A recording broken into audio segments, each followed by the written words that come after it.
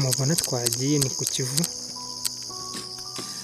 mu karere ka Nyamasheke, ngira ngo muri kubibona, tuhasanze abagabo nubwo tuhageze ariko ku kagoroba bagiye kumbwira ibyo bazi ku Kivu.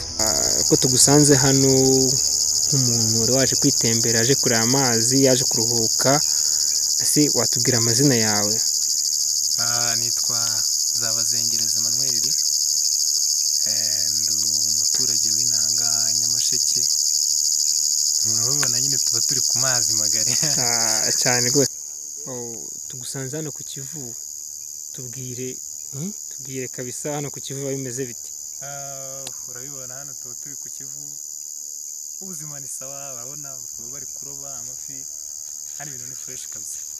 Ko bajya bambwira ko hano hantu hajya harohamamo abantu benshi bagapfiramo, habamo inyamaswa z'inkazi. Se koko mu Kivu hano habamo ingona cyangwa ntabwo zibamo? Oya ingona zo ntazo, kandi no kurohama birashoboka ariko ntabwo ari kenshi cyane. Ni kwa kundi nk'abana baba batazi koga, cyane nk'abanyeshuri ba hano haruguru bakaza, ariko nabwo ni rimwe na rimwe, ntabwo ari kenshi.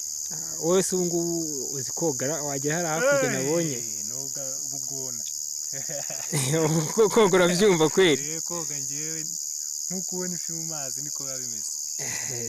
Njye ntinya amazi kubireba, ubu nubwo mbona aha ngaha rwose wowe woga yo mu ibase.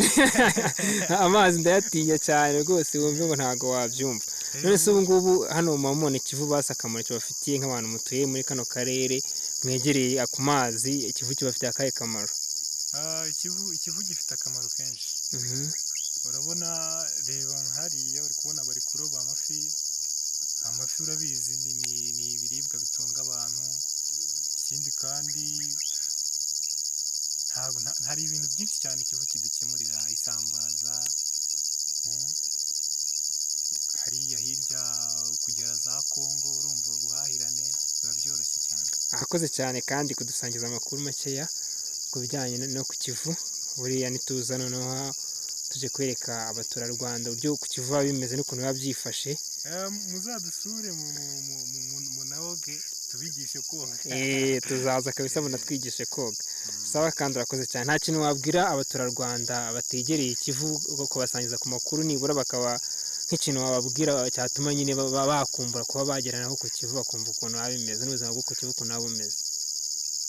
Icyo nababwira cyo nibatembere,